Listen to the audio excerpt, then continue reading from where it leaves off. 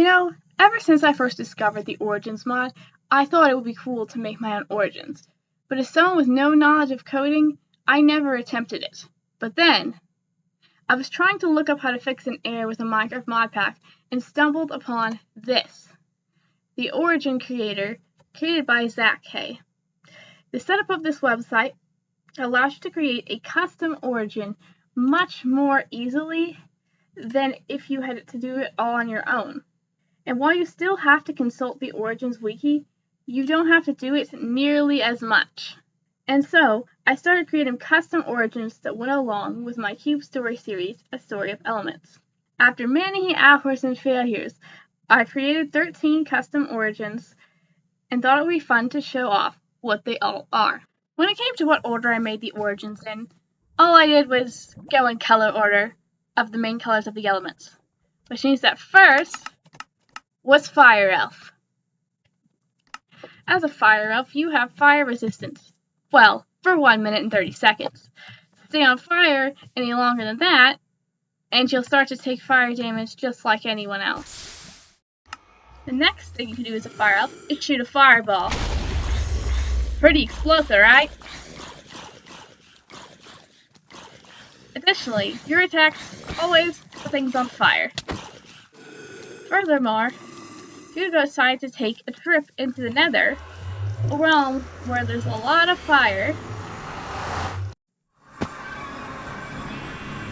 you'll find you feel significantly stronger there.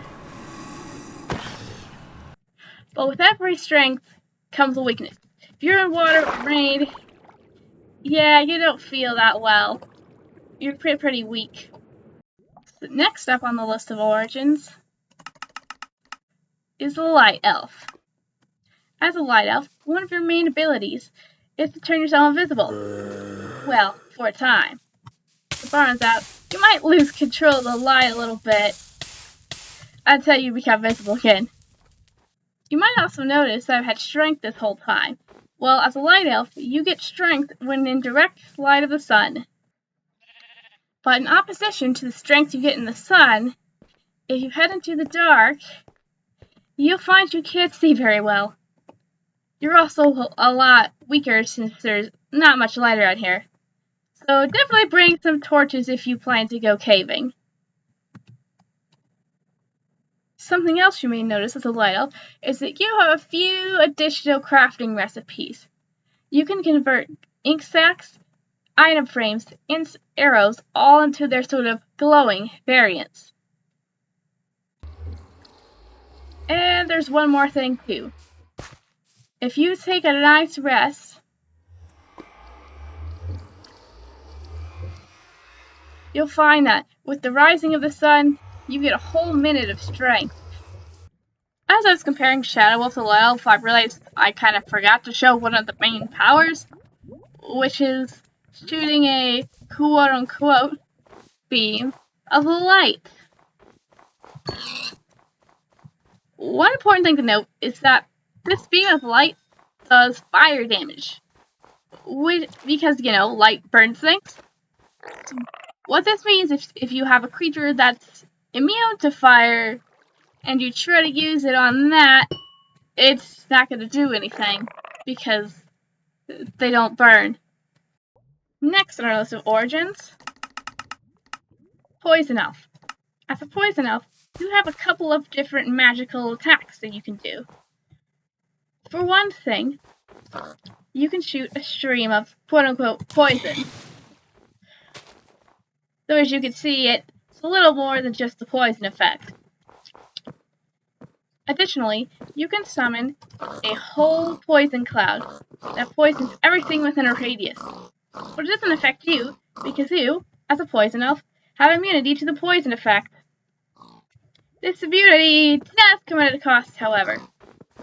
The fact that you can have poison and not be damaged confuses your body a bit. So when you try to eat a couple different kinds of food, well, you're kind of allergic to it. Another thing that you can do as a Poison Elf is fill a bottle with poison. If you have specifically one glass bottle in the first slot of your hotbar, you press a key, bam, Potion of Poison. Another kind of odd thing you can do to use a Poison Elf is that you can actually change whether or not potatoes are poisonous. Not exactly the most useful, but it's there. As a Poison Elf, you also take more damage to lightning. Not that that's, like, literally ever relevant. Continuing down our list of origins, we now have Earth Elf. Something quite useful that you'll find you can do as an Earth Elf is basically bone meal things infinitely. If you go around any crops, any grass, anything that be bone meal, and press a key, bam! Bone meal. While there is a cooldown on this, it's not that long. Yeah, you've got all the food and grass you could ever need. I gotta clean those up so I can see. Anyway, you may have noticed I've had strength this whole time. As an Earth Elf, you get strength anytime you're near grass or trees. Specifically trees, not the fungus in the nether. Speaking of the nether, if you go in there, you'll find a hut. A really annoying hut.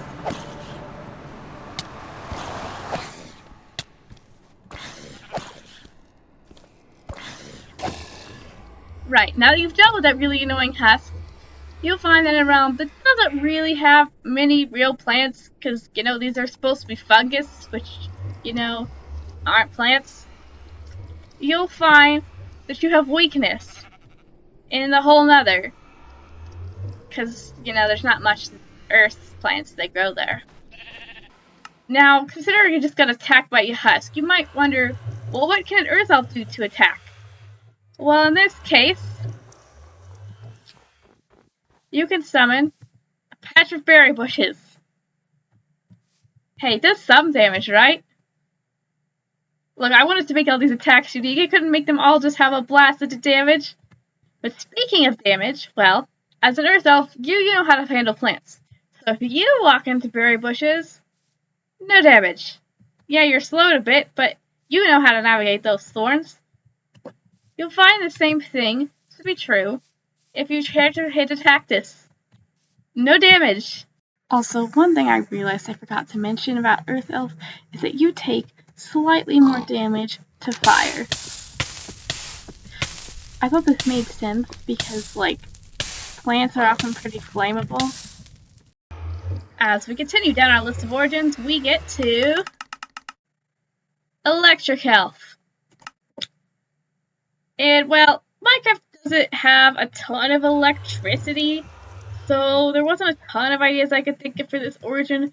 One thing you can do as an Electric Elf, however, summon lightning. Lightning does a little bit of extra damage too, to make it a bit more powerful. Additionally, you're immune to the damage by lightning. The same can't be said for any fire the lightning sets though, because that's fire, not electricity. One of the downsides to lightning immunity is that you take a little bit more damage to poison and other magic damage. I mean, poison still can't kill you though, so. Anyway, the other ability you have as an Electric Elf is to generate one redstone block. I mean, it's the closest thing we have to electricity, so that just kind of made sense. Yeah, there's not really that much to this origin. Now, our next origin has a few more powers than the last one. Because now, we're on to Water Elf. Now, the first thing you probably notice is I just got a sponge. That'll come into play in just a minute. You notice that you have water breathing for 3 minutes. Well, until you start going in the water. And then it starts counting down. So basically, you have a free, short-length water breathing potion. You'll also notice that in the water you swim significantly faster. You also have strength in the water, too. And you can mine as if you have aqua affinity. And now we're back onto land to show off the other powers. One thing you can do as a water elf is summon water. I mean, it wasn't exactly hard to guess, was it? This is also one reason why it's helpful to have a sponge. Because, you know, that could be quite a mess. Additionally, you can dry out that sponge in your crafting. You could also make that sponge wet again if you wanted to. So I guess I don't really know why you would do that. You can't actually get water from it. But you know, if you, for some reason, lost your sponge somewhere, and you summoned water, well, you will have a different ability to get rid of it. Evaporation. Where if you get around... Evaporation. Where you can bleed all the water around you in a small radius. Yeah, I know the little bar is supposed to be cheese, but it kind of looks like a sponge, right? Anyway, you have a very interesting attack as a water elf. You might think, oh, you shoot water, right? Well, yes, but no. You shoot water, but it's a bit more frozen. Yeah, you can make giant ice cubes. Now you may be thinking, okay, that's cool, but that's a mess. Well, you can clean this up easily, too. If you get yourself into the middle of this ice cube, and you press the right key, there goes the ice around you. Well, some of it at least. This is when your sponge would come in handy. Or you could, you know, evaporate it again. Anyway, those are a lot of cool powers, right? But, you know, there's going to be a weakness to balance it out. Well, you'll find that if you manage to go to the Nether, hard to find the portal for the third person. You'll find, much like an Earth Elf, you're weak here. But it's weakness 2. Because, well, maybe you could argue that, like, these vines are maybe plants. Yeah, there's no water in the Nether. You should have placed it, gone. So, you're really weak in the Nether. As a payoff for having such boost in the water. Now, onto our next origin. Air Elf. Now, it would make sense if you could fly, but, I mean, really, canonically, elves of all elements can fly for a limited time, but that didn't really feel in the nature of Minecraft, so instead you get some launch and levitation abilities. One of the first things you could do is launch yourself in the air. Whee! Yeah, you do take fall damage. But there's actually a way around that. Because you see, if you press the shift key, you get slow falling.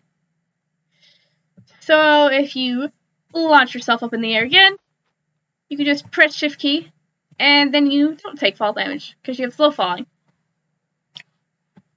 Next thing you can do as an air elf is levitate for a limited amount of time.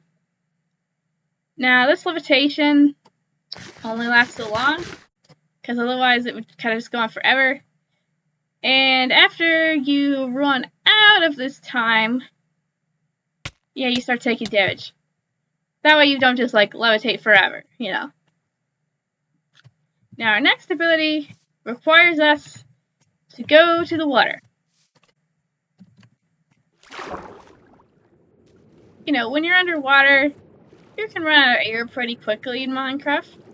Wouldn't it be useful to have, you know, just a little bit more? Well, you can. Hit a keybind, bam, more air. You may notice that the cooldown on this one is really long. That's because if you have a Respiration 3 helmet, it takes a whole minute before you start taking drowning damage.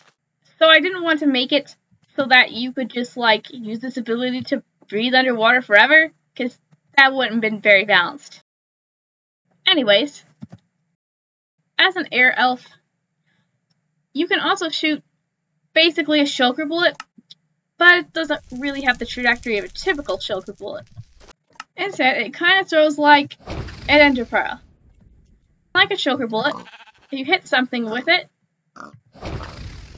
damage and levitation. As an air elf, you feel stronger if you're up in the air, which, well, there's not really any super hype terrain here, but if there were, once you make your way all the way up to anything that's around y equals 128, if you're exposed to the sky, you get strength. As the inverse to that, well, if you're anywhere below sea level and not exposed to the sky, so under the water works, you get weakness. For our next elemental origin, we have Shadow Elf. Now, there are a lot of similarities between Shadow Elf and Light Elf. For one thing, you have the inverse weird crafting recipes. You can make glowing insects non-glowing, glowing item frames non-glowing, and spectral arrows non-glowing. Well, just normal arrows.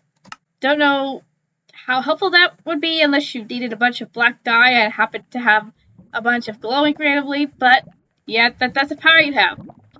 Additionally, you may notice I have weakness right now. You get weak in the sun.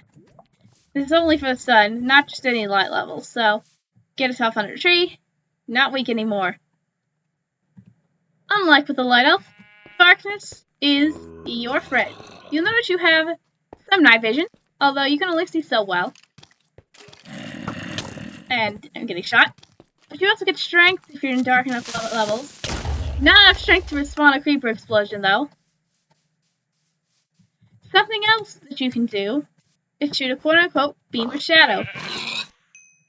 Yeah, this is what does freezing damage, which, like, no mobs are immune to, for some reason.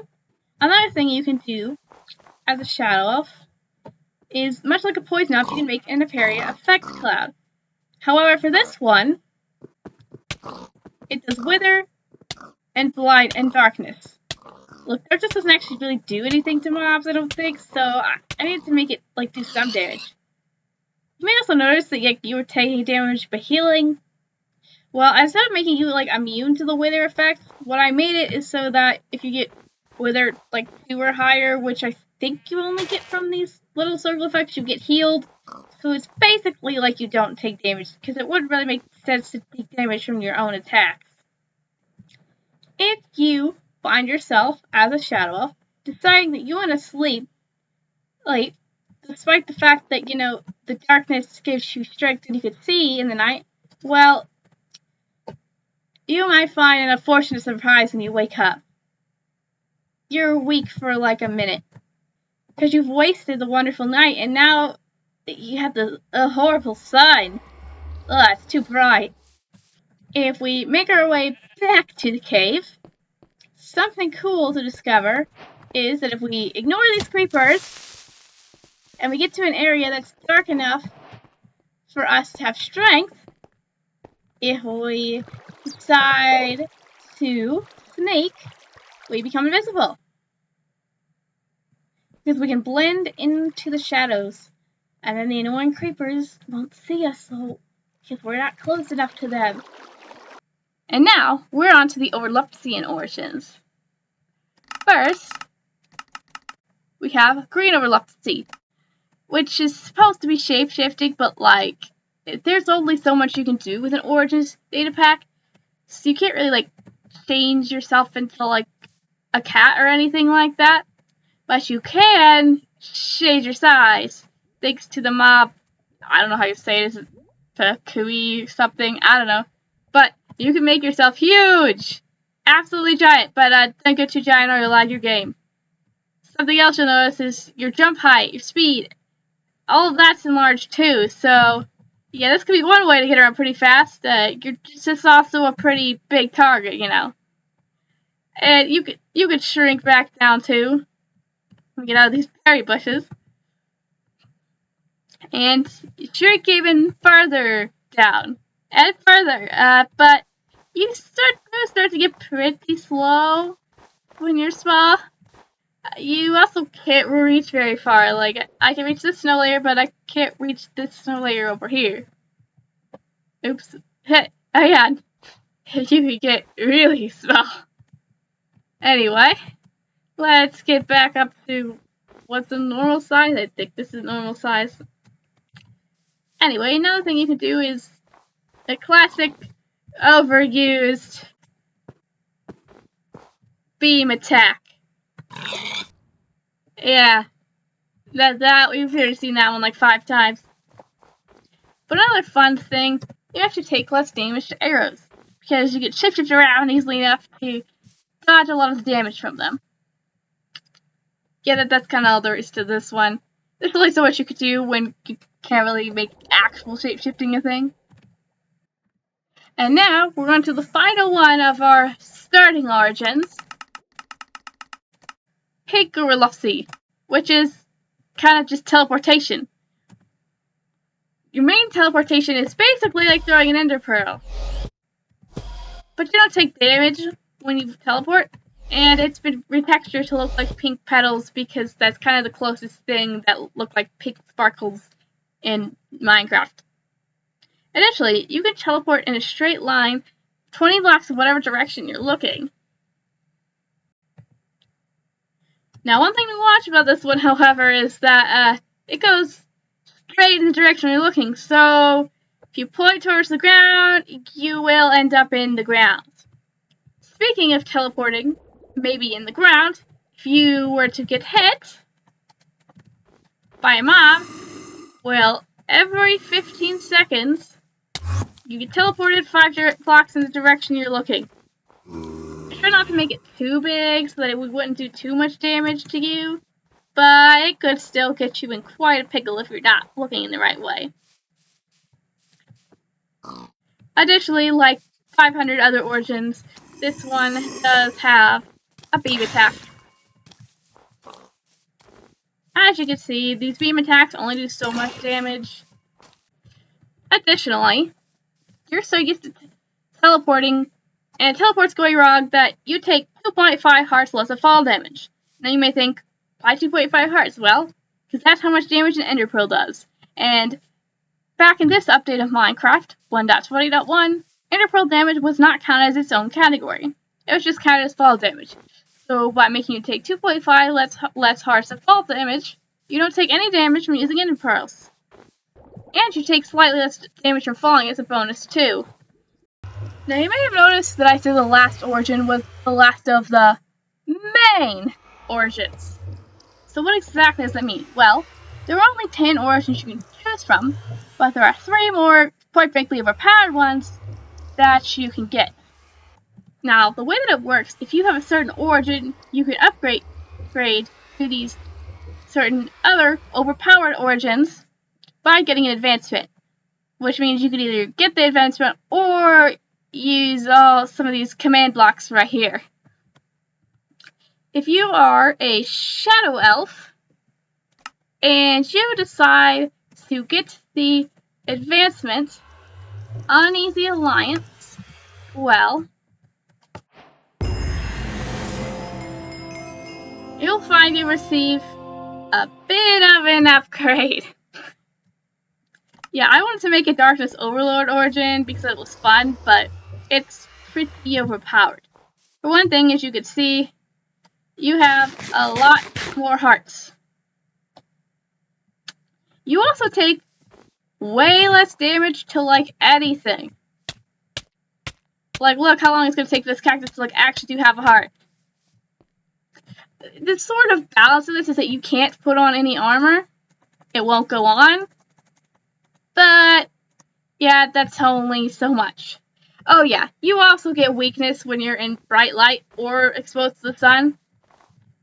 You'll also probably notice that you have speed. Yeah, you're just a little faster at all times. And, oh yeah, did you notice they clipped the glass?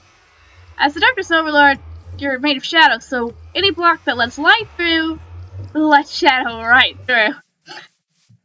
Additionally, if this origin wasn't powerful enough, you can fly. And you're really fast. Well, compared to normal Creatify at least, you're twice as fast. Yeah, also part of the flight abilities that you apparently just don't take fall damage, interestingly.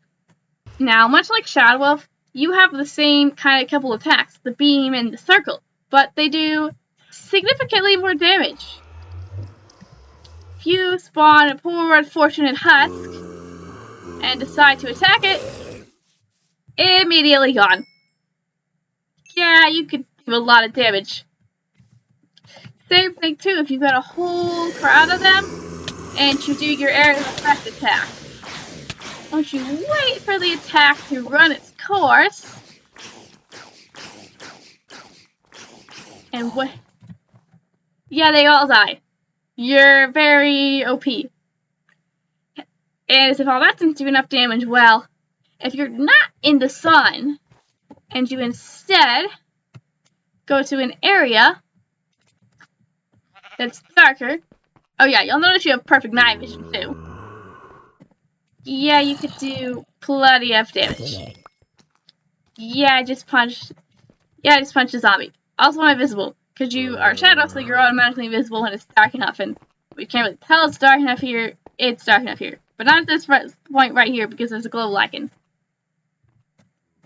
Oh yeah, something I forgot to mention about that applies to both this origin and just Shadow in general is that you're immune to the darkness effect. I mean, it really only applies if you're in, like, the deep dark, but yeah, it's there.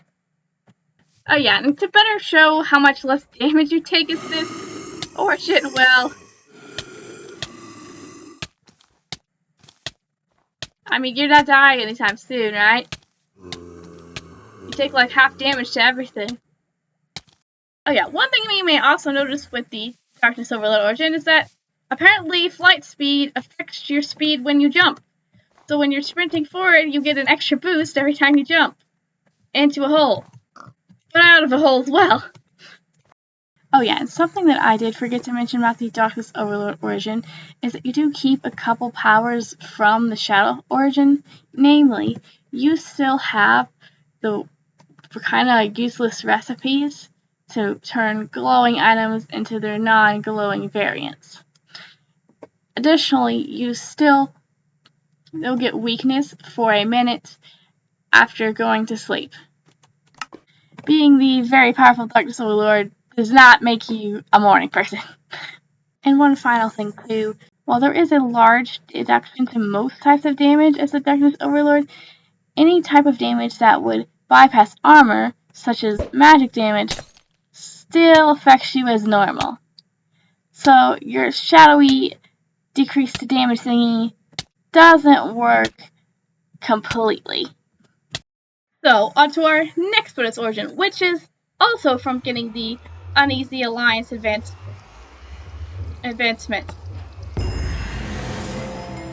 Ignore that I had extra hearts before then, it just hadn't updated.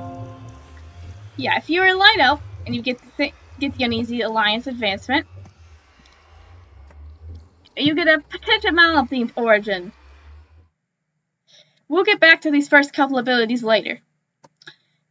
As is typical, you can do your typical BAM! Blast abilities, and it's a super loud sound effect.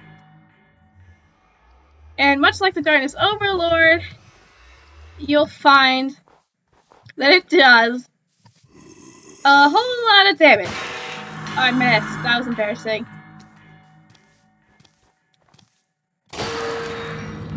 Yeah, there. A whole lot of damage. Also like the Darkness Overlord, you can fly. However, you don't fly nearly as fast because, you're not made of shadow that could theoretically travel up to the speed of light. Unlike the Darkness Overlord, you can, in fact, wear armor. It just acts as armor. But an Elytra, on the other hand, well, you can wear it, but it doesn't do anything. Yeah, you can't glide, because you already have wings, so you can't use extra wings. They would just hit your other wings. Another thing you can't do is swim. You sink like a rock. You try to swim, it won't work. You're just under the water because you've got heavy crystal wings and can't actually swim. You can't fly in the water though, which I don't exactly makes sense, but it stops you from getting stuck in the middle of the ocean if you don't have any blocks with you. That's the kind of thing I might change though. I'm not sure. Another thing that's like the TO is that you just take way less damage to everything. You also have Strength 2 perpetually, and you do more damage even without Strength 2, so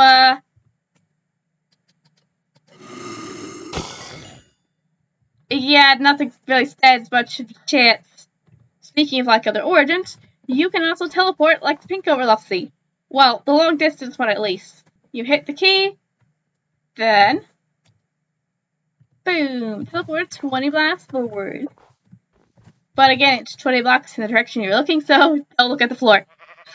A kind of just silly ability that you have is to send a message to a random player, which could be you, that the corrupts don't always call. Yeah, it doesn't really do anything useful, it's just like a silly message. Now, a kind of weird thing that you can do with this one is, well, eat rocks.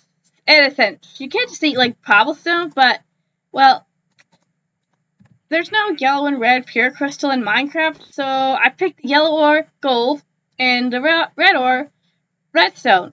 And you can kind of eat it. Yeah, and you get regen. But you can only eat it every like 5 seconds, because I thought that'd be a little bit more balanced. Also, because it would take a minute to eat a rock, you know. You'd have to really chew it up. It doesn't actually do much hunger, because, you know, it's a rock, not much nutritional value, but it gives you some regen. Like a few other of the origins, you also have an area of effect cloud power as the Potentia Malum origin. However, yours isn't a debuff, it's a buff. Your circle, which is not that key, hold on.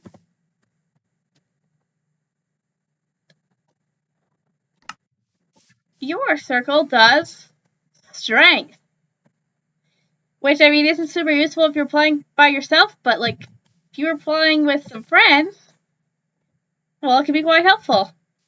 And speaking of friends, well, these last couple abilities require some friends.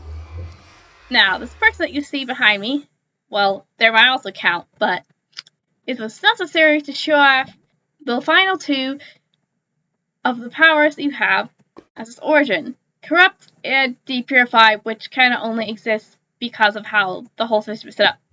Anyway, the Corrupt ability allows you to grant someone who you're looking at within 5 blocks the advancement Uneasy Alliance, which means if they're a Shadow Elf, they'll get the Darkness Overlord origin, and if they're a Light Elf, they'll get the Potentia Malum origin. So if I go right here, and I were to hit this key, they're given the Uneasy Alliance advancement. And now, instead of just a Shadow Elf, they're a Darkness Overlord. Now, you may wonder what the point of the Depurify one is. Well, for that, I'll need to show you the final origin, Purified. You get this one from choosing to be an Electric Elf, and ignore the extra hearts again, they just haven't reset. Get yourself a different advancement, the 2 birds, 1 arrow advancement. It appears I already had it. You give yourself 2 birds, 1 arrow advancement, and now your origin becomes Purified. Now, speaking of my alt account here, well, they're currently a Darkness Overlord. They can fly and stuff, woo! But what if I didn't like that? Well,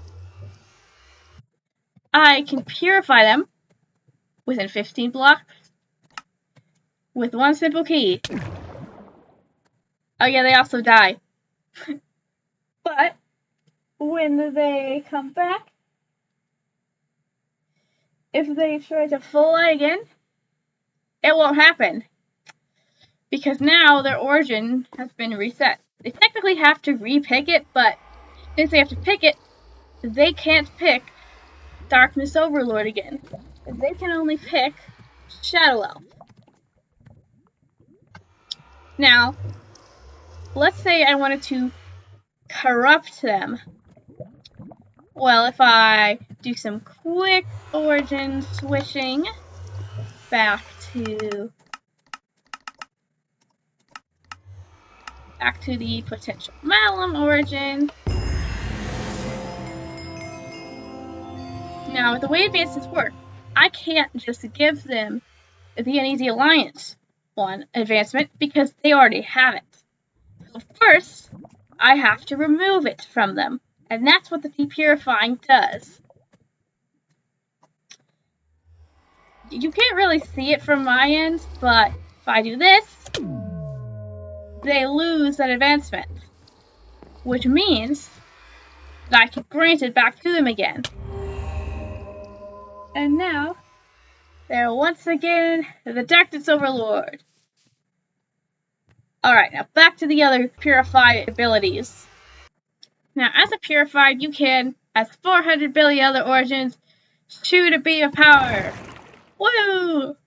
It's just like the Potentia Malum Dark Overlord one. It's very powerful. You also have yet another area effect cloud ability. This one does weakness and slowness. It doesn't actually do any damage. It just weakens and slows them. Additionally, as a Purified, you're very hardy. You have resistance 3 at all times. Additionally, since blue and purple appear crystal block magic, well, magic does no damage to you. None at all. Oh yeah, the green hearts help you get double health too, just like the Potentia Malum and the O origins. You also get speed when you sprint, because you are so eager to chase down those who are corrupted to uncorrupt them. You have all the energy that you could need. You also don't lose any hunger to sprinting. Now, unlike Potentia Malum and Dio, you can't actually fly, which, I mean, realistically you could, but there's enough flying already, so instead, by pressing a keybind, you can levitate for an infinite amount of time, but only up to 10 blocks away from the ground. Yeah, eventually, as you levitate up, you hit high enough that it wears out, and you kind of stop there.